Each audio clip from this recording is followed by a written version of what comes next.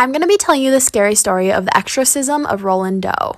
It all started when Roland and his grandmother would hear scratching coming from the floorboards of the grandmother's room. They called an exterminator the next morning and they couldn't find anything that was causing the scratching. The weird part about the scratching is it would start every single night at exactly 7 p.m. and end at exactly midnight. The noise eventually moved from the grandmother's room to Roland's room.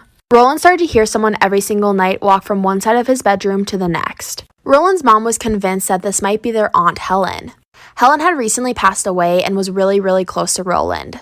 It made perfect sense if she was the spirit of the house. Later we would learn that Roland would always use an Ouija board in order to get in contact with his Aunt Helen. One night Roland's mom asked the spirit that was walking back and forth in Roland's room if it was Helen. She told the spirit to knock 3 times if it was Helen. 3 massive gusts of wind went over them and knocked 3 times behind their heads. Stay tuned for part 2. This is part 2 of the exorcism of Roland Doe. One night when the spirit was walking back and forth in Roland's room, the mom decided to ask if it was their Aunt Helen. She asked the spirit to knock 3 times if it was Helen. 3 massive gusts of wind went over their heads and knocked 3 times on the wall behind them. She then asked the spirit to knock 4 times if it was Helen. Again, 4 gusts of wind went over their heads and knocked 4 times on the wall behind them. The family was convinced the spirit was just Helen, until something started to scratch inside of Roland's mattress. They could physically feel something inside the mattress. And all of a sudden, just like that, the mattress started to shake and shake and shake. Vases started to fly across the room. One day, Roland was sitting in an armchair and it literally flew up into the air, threw him out of the chair, and flew backwards. The armchair was physically too heavy for Roland to even pick up. There was something else controlling him. Stay tuned for part 3. This is part 3 of the exorcism of Roland Doe. After everything that was going on, the family knew that Roland was actually being controlled by something inside of his body. They knew it was demonic. When Roland would actually get sleep at night, he would talk in his sleep a lot. But it wasn't talking in his sleep like you would normally expect from a person. He was speaking full Latin. Roland didn't even know Latin. The Doe family decided to finally take him to a Lutheran minister. The minister thought it would be best for Roland and his mom to come spend the night at his house. At about 3 in the morning, Roland and his blankets were on the floor and going underneath the twin bed. Roland's body started to shake viciously up and down, hitting the springs under the bed. But Roland didn't even wake up. The minister told the Doe family that there was nothing he could do and they needed to go see a Catholic priest. Roland started to develop long, bloody scratch marks all over his body every single night. But the weird thing was, every single morning when he would wake up, the scratches would just be gone. Stay tuned for part 4. This is part 4 of the true scary story of the exorcism of Roland Doe. Roland would wake up in the middle of the night to long, bloody scratch marks all over his body. But the weird thing is, those scratch marks would just disappear the next morning like they never happened. The Doe family decided that they would finally meet with the Catholic priest. Right away, the priest said that he could see that Roland was possessed.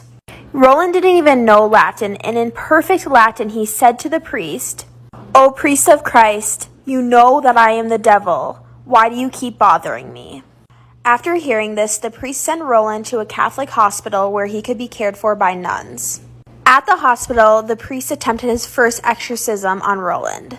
Before starting, they tied Roland's hands and legs to the hospital bed. Then, the priest started the exorcism. Roland managed to get one of his hands free and loosened one of the metal bedside posts. He took the bedside post and stabbed it into the priest's arm. Stay tuned for part 5. This is part 5 of the true scary story of the exorcism of Roland Doe. If you listen to part 4, we know that the first exorcism on him did not work. The priest who attempted that exorcism decided that he never wanted to try again. That meant that the Doe family needed to find a new priest. But the bloody scratch marks on Roland would not stop. One night, the word Lewis formed on Roland's chest. They found a guy by the name of Raymond Bishop who was willing to help Roland. Raymond sprinkled holy water all over the bed where Roland was sleeping. When he did that, they watched with their own eyes scratch marks form all over Roland's body.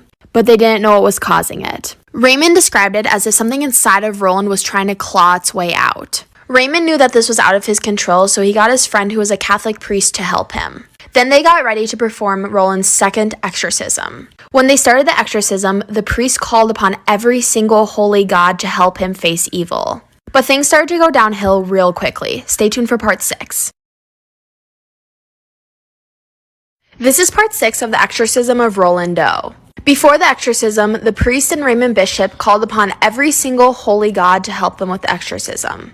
But things started to go downhill real quickly. They got to the part of the exorcism where they talked to the demon directly. He shouted at Roland, "I command thee, unclean spirit."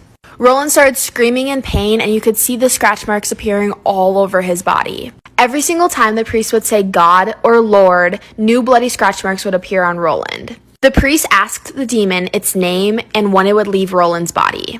When the priest said that, the word hell appeared on Roland's chest in blood. Then, the Roman numeral 10 appeared on Roland's leg. That rose a lot of questions. Did that mean he would leave in 10 hours, 10 days, 10 weeks, 10 years? The priest got to his last prayer of the exorcism. He said, "I cast you out." And then Roland was just still, but just for a moment. Stay tuned for part 7. This is part 7 of the exorcism of Roland Doe. They got to the last part of the exorcism and the priest yelled, "I cast you out," to the demon inside of Roland. And then Roland was just silent, but not for long. He broke that silence when Roland started to sing. He sang so loud and moved with the music like crazy. They knew that this was still the demon controlling Roland. The exorcism had failed. If you remember from before, the Roman numerals 10 appeared on Roland's leg in blood. They assumed that they would have to do the exorcism 10 times before the demon left. Every single day, they repeated the exorcism again and again and again. Every single day they repeated the exorcism, the demon inside Roland kept getting more and more violent. They got to the 10th day, performed the exorcism, and Roland went silent. There was no signs of the demon, and there was no signs of the demon that entire week. The demon was finally gone, or so they thought. Stay tuned for part 8.